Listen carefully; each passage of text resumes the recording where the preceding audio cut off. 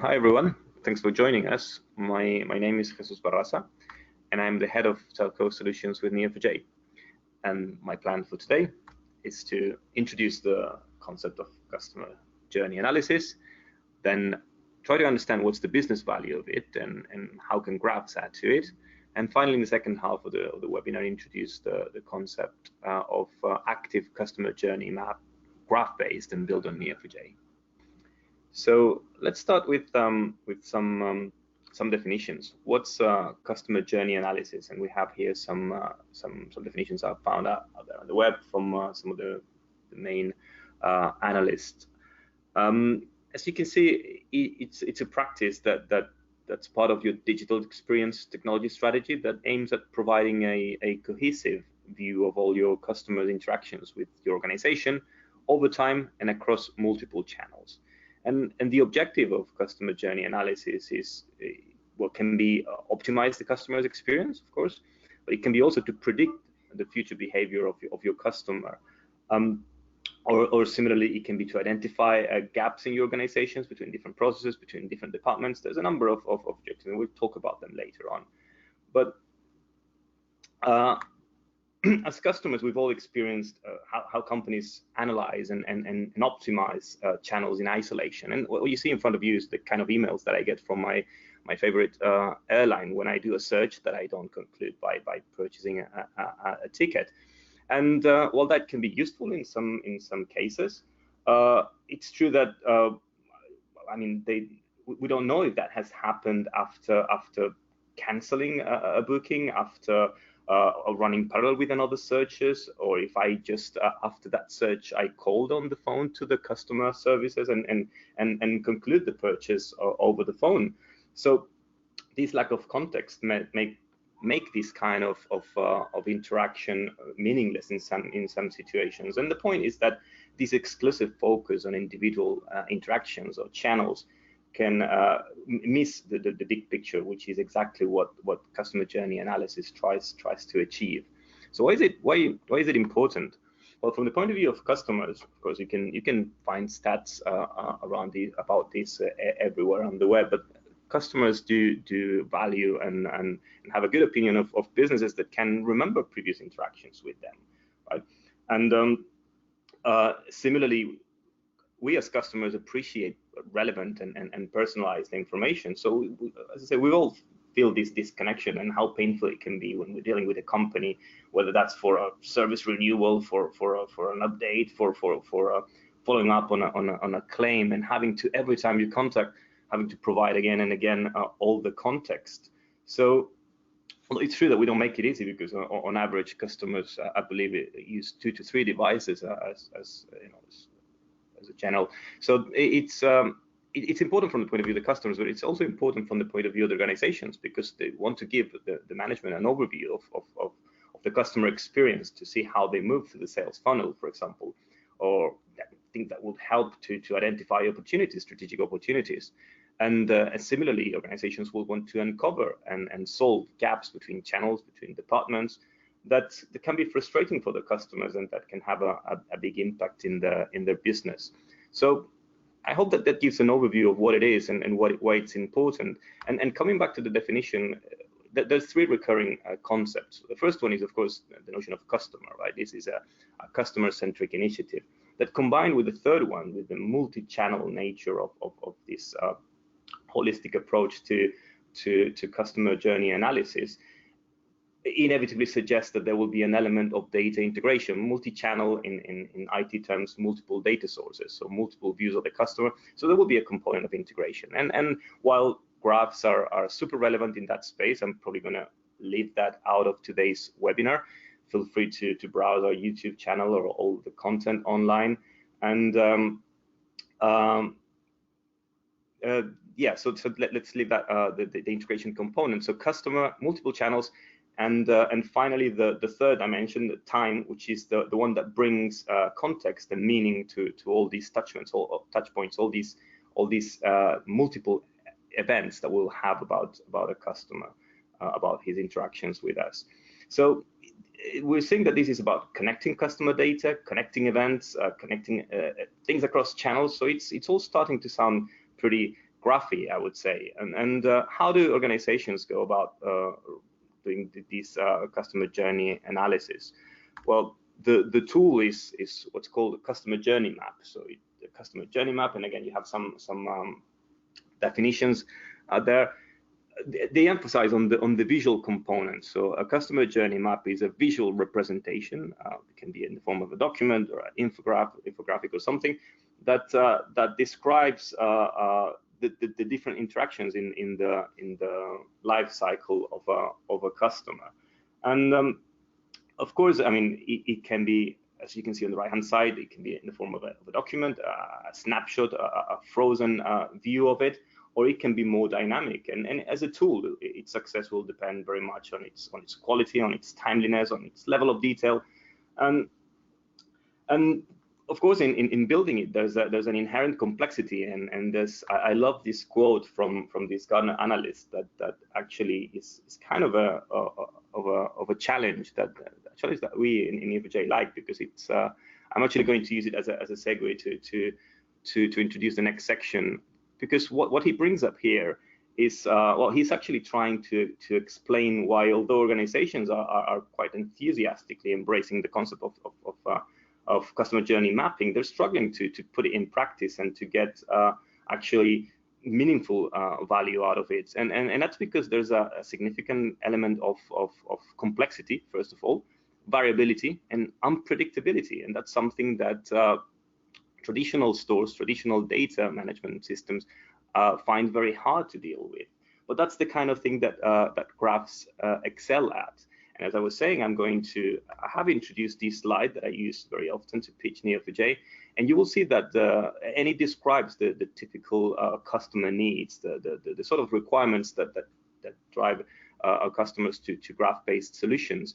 And there's a significant overlap with what I've just described. So there's a need to capture complexity. There's a need to allow flexibility. Think of situations where we want to bring in multiple data sources over time, not all at once, and in an incremental way. So this flexibility is required. We're going to talk about performance later when we talk about actionable customer journey maps. And finally, whiteboard friendliness. This idea of a model that's user-friendly, that lends itself naturally to visual exploration. So these are all requirements that the property graph model, which is the one that Neo4j implements, fulfills by using probably the simplest but the most powerful and expressive model, which is the graph model, which is just based off nodes, which represent basically data points, connected to other points, connected to other data points, which is what we call relationships or edges in a graph, right? So, right. Let me introduce you the idea of active customer journey map on Neo4j, because it starts from the definitions that we've seen, and the first characteristics of it is the fact that it's a visualizable. I mean, the visual component, the possibility of exploring it visually is critical, but it adds a number of elements that, in my opinion, are critical, and one of them is this flexible and dynamic aspect, right? So we understand that a customer journey map is going to be built in incrementally. I mean, you don't wait until you have all the information at hand ready to build a map. You build with what you have, and as new data sources arrive, you will enrich it to provide better insights. So this flexibility and an agile platform is very much required, so that every time there's a change, it's not a traumatic, IT project to ingest it, to include it, and to enrich the graph with it, to enrich the journey with it. And finally, the last one that we bring as well is that it's an actionable platform. I mean, it's not just a static graph. It doesn't represent a snapshot, a frozen snapshot of what reality is. It's a data-driven, actionable platform that you're going to be able to use to drive all sorts of initiatives, and in an automated way, and by the definition of, for example, rules on your customer journeys. So, from the point of view of a methodology, I'm probably calling it methodology is a bit too much, but there's three steps that happen in a kind of iterative way. And the first one is the identification and collection and connection of relevant data sources, basically all the channels that contribute to the journey. Then you bring them into the graph platform. Then you run some discovery, some analysis, some identification of the key elements on the key journeys that you want to analyze, and then once you identify, you verify your hypothesis, you build automated interactions on top of it, and that's the actionable part of it. And this is an iterative process, as I say, and we're going to see more of it probably in a demonstration that I'm going to run for you right now. So the demonstration is about a fictitious telco company that's selling I don't know, home broadband or maybe mobile plans, and they're looking to at the customer journeys, trying to understand and analyze the customer journeys to try and predict and prevent churn, right?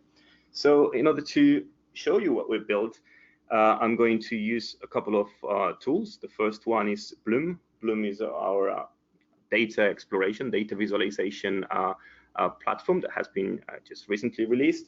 And one of the ways in which you can query the graph through Bloom is by using what we call the search phrases, right? So if I'm looking for customers, we see that there's a search phrase that will pick up the name. Let's think of one customer, for example, Volkins with an N. I have to learn to type. There you go. So we see auto completion there. And what Bloom brings is a fraction of the graph. Let me zoom out so you can see all the elements in there. So we see a representation of Fernando Wilkins, our customer, and we see around him a number of events. We see, for example, the pink ones represent interactions, calls from customer services. That can be marketing initiatives, that can be customer surveys, and we see that for each of these nodes that are linked to the customer, we have sentiment, a sort of score or some kind of score that indicates whether it was a positive or a negative interaction, from 1 being the most negative to 5 being the most positive and 3 being neutral. So we have 2 calls that happen over time, and we see that if I double click on a node, we see the characteristics, and everything, all the events are timestamped. Remember, the time was a crucial element, and we're going to see why. So we have calls from our customer service or marketing team, and we see that there have also been interactions from Francisco with our help desk, right? That's customer service chat, as we call it here. And similarly, we have a sentiment score, and that again might be based on Fernando's review of the interaction on some other metrics. And on the other side, we see Fernando's service, right? Which in this case, let me expand it here, is an instance of a, let me draw it down here, of a we call it Orange Extra 56 gig service. Maybe it's a mobile plan, and we have a number of events also associated to this service, right? 12 would be a 12-month contract, and we see, for example, information about usage. All the brownish nodes represent events again, and they're all similarly timestamped, that provide information on a monthly basis of what's the usage in terms of calls, data, or minutes in out of plan calls. Similarly, we have information about incidents, maybe incidents in the network, so that can be incidents that have potentially affected Fernando's service, right? So in this case, we have a service outage that took place on a particular date, like all the other events, and another event that was not service impacting. So you can think of this as an aggregation, as I was saying before, of data coming from multiple different sources. And of course, we will have the event representing the service subscription when the contract started. And we create also future events, things that haven't happened yet, but are milestones in our journey, which is the expected service renewal, right? And we'll see how we're going to use that in a minute. So this is a good way of exploring all the information about a customer, and we can see that things are connected because there are other subscribers of the same service, and if I expand it, I can see other instances of service of that particular Orange Extra 56 gig, and for each one of them we have similar information to the one we found for Francisco. So that's the first overview of the model. Let me clear the scene, and do another type of search. So this was based on a predefined search phrase where I just need to parameterize with the name of a customer in that case. But Bloom can also sort of interpret pseudo-natural language. It's not completely natural language because we have to be slightly aware of what the model looks like. But let me think of an example. If I want to analyze churn, so the event that represents a churn is a customer churning is a non-renewal event. So if I look for a non-renewal, we see that as I type, Bloom is detecting, maybe it would be a good idea. I don't know how readable that is, but maybe that will make things better. So we see that not actually increasing it anyway. So we see that the parser is detecting the fact that there is a non-renewal type of event that is actually connected to a service, to the service relationship, and that's what I mean that I need to be familiar with the model. Sorry, for service instance, and that would be connected to a service instance that connected to a customer. And for the customer, and you see that as I type, the parser is mapping it to the data in my graph. We see that the customer has a property that's the name, and for example, I'm going to use with space cust name, for example, garlic. Okay, and that's exactly the pattern that I'm looking for. So if I go back to my full screen mode, we see that effectively we have a similar pattern to a similar structure to the one we saw before with Fernando. We have this loaner user that has that subscribes to a particular service, and we have an event that it's actually the non-renewal event. But if I expand it, we see that we have exactly the same information that we had before: all the usage, when the subscription takes place, the type of service, etc., etc. Right, so as I was saying, this is exploratory view, and you may say, well, I can see that's nice to see all the information that we have about the customer, but I'm missing one element, which is the sequential element, right? We said that we want to look at events as they happen over time, right? So we've aggregated the events, but we don't see this connection. And to do that, let me jump to our other surface of interaction with the graph, which is the browser, right? In the browser, we have a more, it's basically a query interface. So we write Cypher. Cypher is the query language that we use with Neo4j. And we have a much more powerful and expressive interface, but it's probably more technically oriented to technical faults. So I have some queries here that I'm going to run to show you a little bit more about the model. So I was saying that I'm interested in this sequential view of events, right? So what this query is running for a particular customer, right? Again, our friend Fernando Vokins, I'm saying, well, find me this customer. From the customer, find the service that he subscribes to, and find the first event, which will typically be the service subscription, right? That's when the service starts, when he subscribes to that particular service. And then from there on, that node representing subs, go all the way back, and that's the linked list of events that are connected through the next relationship. Give me all the events that we have about his interaction with us across all possible channels.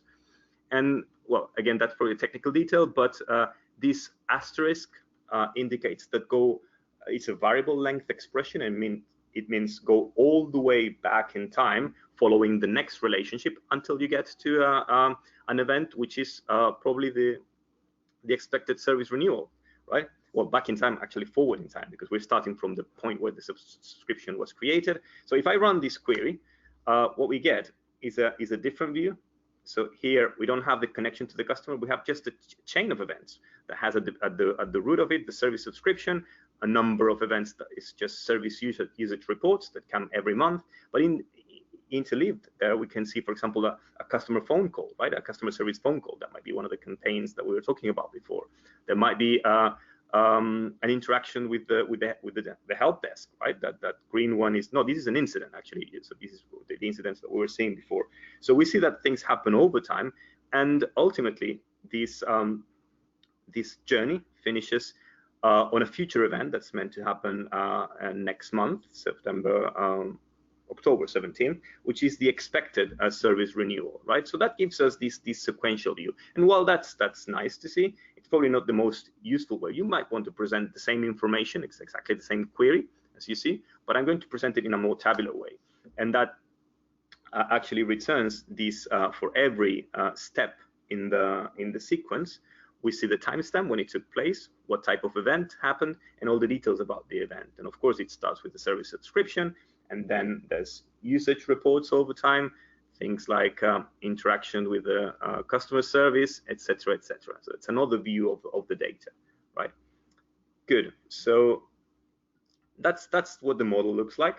So we see that I haven't detailed how the whole data ingestion and integration happens. I mentioned before that I would leave that out of today's session. But once we have this view, what we want to analyze and start to try and understand churn, right? So what do the paths that lead to churn look like? That's the question that I'm asking. And again, we saw that the events, the nodes representing a customer churning, are non-renewal events, right? So if I start from a non-renewal event and see all the sequence of events that lead to it, I can ask interesting queries. This is a global query, not specific for a particular customer, but for all customers. So if I run this query, it's going to scan all the customers that have churned, that have a non-renewal event, and it's giving me the list of the different types of events. So we see that it starts with the service subscription, it continues with maybe some customer service calls, a chat with the help desk, some incidents happening, and some service usage information. We saw that service usage is going to be there always because we have that on a regular basis every month, and there's always going to be a service subscription. So we want to look at what's different about each of them, right? So what we can do, for example, instead of looking at them in detail one by one, I can say, well, give me a summary of the most frequent ones. And if I aggregate them, we see that the one that happens more frequently is when between the subscription and the non-renewal, we have things like incidents. We have something like interactions with the help desk. Maybe with negative experience, we'll have to look at the satisfaction, at the score, at the sentiment score that we were looking at. So this just gives us an overview of what do these paths look like. Instead of going step by step, that gives me the kind of the skeleton of the path. Right, so now that we know that there are these types of events that might have an influence, I can start testing my hypotheses, right? What do I mean by that? Let's say that I think that maybe having a bad experience with customer service or with help desk may have an impact on churn. So what kind of query would I write? I would say, well, let's look at all the paths that terminate in a non-renewal, in churn, and let's see if there's any instance of interaction with the customer service. We've got the customer service chat. It's one of the ways that you can interact with the help desk, right? It can be phone, it can be chat. That's the data that we have in this data set. So this is the type of pattern that I'm interested in. And again, I mean, I don't want this to be, of course, a training in Cypher, but I hope this is at least quite self-descriptive in a way. And well, first of all, I hope it's readable. But the idea is that we're asking pretty complex and deep questions about the patterns. And as you see, we're doing it in one line of code. So I'm saying, start from a node that represents the non-renewal and go back in time as deep as you want. Follow all the events, and then do some aggregates. And in this case, what I want to understand is for all the interactions with the help desk, what was the sentiment, the average sentiment? So I'm using just a simple average function to aggregate. So if I run this, we'll see, and again, that's been done on an individual basis. We'll see that well, in most of them, there's a number of interactions, right? Well, most of them, because I'm looking at these patterns. So there's a number of interactions with the help desk. And we see that the average sentiment is suspiciously under. Remember, the 3 was the neutral. So anything under 3 is probably negative or very negative. So there will be exceptions, probably. Yeah, as you can see just above. But in general, it looks like there seems to be quite a bit of a correlation between a bad experience with the help desk, some probably technical problems, and the fact that a customer churns. Again, I'm facing this, and I'm conscious of trying to show in a short space of time this whole process that I was describing before. But this is typically the job of a data scientist, that you will to some extent be able to automate, as we're going to talk later, as we're going to discuss later. But so yes, we see that there's some kind of correlation between bad experiences, negative experience with the help desk and churn. And in a similar way, would service usage have anything to do with churn? Well, we can look at that as well, and we can say, well, again, from all the paths, all the journeys that terminate in non-renewal, there will be information about service usage. And the service usage has absolute values on text, calls, and data usage, but it also has a data usage index, which is a relative value, saying you're using 50%, 40%, 75%, 120% above your monthly allowance. So if I look at that, and I run the same query like I did before for all of our churners here, I'll see that the average usage is also significantly low. I wouldn't call it low, to be honest. It's 56, 60%, but it's I would say around 50% usage. So that might be another reason why, if you realize that you're not using what you're paying for, you might decide to not renew your service, right? So that's another simple analysis that we can do in one of these 2-line queries. And what do we do with all that? Well, basically, what we will come up with a model. We'll come up with a prediction of what, based on the past, can help us predicting what's going to be the future behavior. So let's say we validate that, and again, I'm simplifying this for this demo, but let's say we come to the conclusion that negative experiences with help desk and underutilization of your service can be an indicator of potential churn. So what we'll do is we will build an automated predictive model here that basically looks, it's probably a bit more complicated query, but still we're looking at the customers that have an expected renewal in the next few months, so before the end of the year. So the renewal is due before the 31st of December this year. And again, we're going to be looking at the 2 elements that we thought were relevant. One is service usage, and highlighting those that are under 50%, and customer service chat, which is help desk sentiment, that's under 3, which is the neutral one.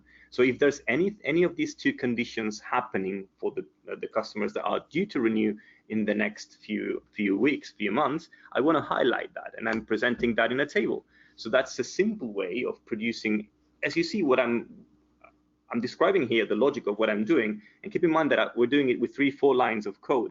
So this is a list of all the customers that are due to renew in the next few weeks, months, and that verify any of the conditions that we consider relevant from the point of view of maybe helping predicting churn. Right, so I'm going to stop it here because I'm conscious of time, and I want to come back to the conclusions before we answer questions if we have any.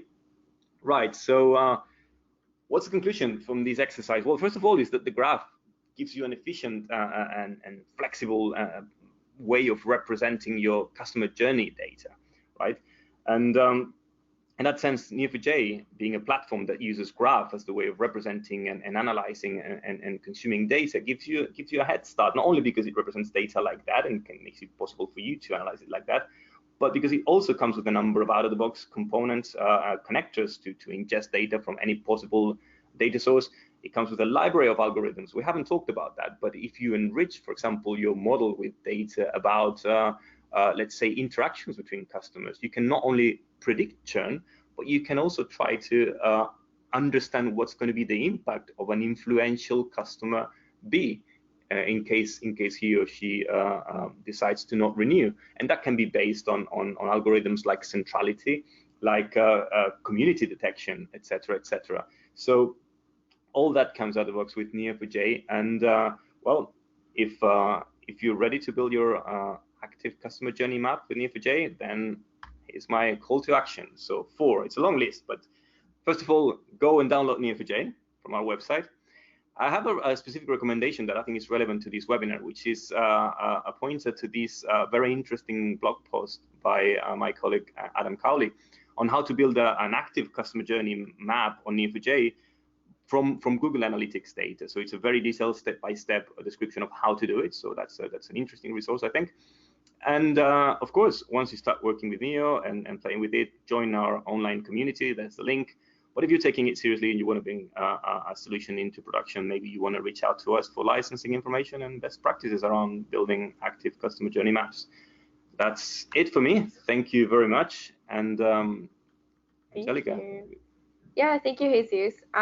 So we'll try and answer a few questions now. So to start off, we have a question around Google Analytics. So can you think of some way to incorporate Google Analytics, maybe website visits, that sort of thing, into this sort of customer journey? Absolutely, and that's precisely it. Let me go back to the link. That's exactly Adam's content. So what he's done is he's taking a big dump of Google Analytics data on a public data set, and it's a lot more granular. So what I've tried to describe in today's demo is more like a multi-channel overview. This is more focused on clickstream, on understanding how you navigate your pages, what transactions happen.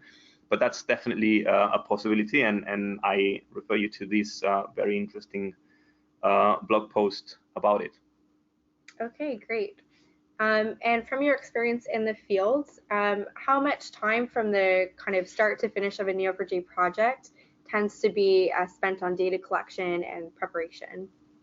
Right. Well, that's of course a critical element. The thing, I mean, it's hard to, of course, it will depend on the complexity of the data sources. It's not the same to load a CSV, a simple flat CSV with 10 columns, that loading a hierarchical structure from a JSON. I mean, it can vary a lot, but the idea is that it's pretty standard. I would say that you should be able to that's what we do in field, is to build a prototype in a short iteration, let's say a couple of weeks, something like that, and then build from there, iterate. That's the idea. I mean, Neo4j, as I was mentioning before, accommodates change. It's built for, I mean, it's a schema-less platform, so you don't need to know everything up front and do a massive modeling exercise. You can build your solutions incrementally.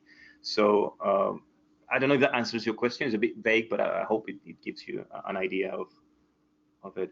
Okay. And when you demoed Bloom, can you let us know how you would normally represent or visualize a timeline within Bloom? Well, the representation is actually in the database. Now, whether you can see that in Bloom, of course you can. I don't know if that would be super useful, because and that's why I focused on the other visualization. But you can, of course, take an event of any type, followed by another event, right? And if I look for this pattern, probably Bloom will, I mean, it won't explode, but it will probably take all the paths. Let's see what happens. But it's going to be a pretty large data set that's going to come out of it, and I'm not sure it's the best idea, but and that's probably down to my laptop being a bit busy. We'll see what happens. Wow. Well, that's a lot of nodes, but not a very good idea. So yeah, I mean, as I've tried to show today, it's, I mean, visualizing this sequential link of events, it's not that useful. I mean, it's important to have it because it enables very, very interesting and very, very sophisticated queries on what's happening in what kind of patterns of events.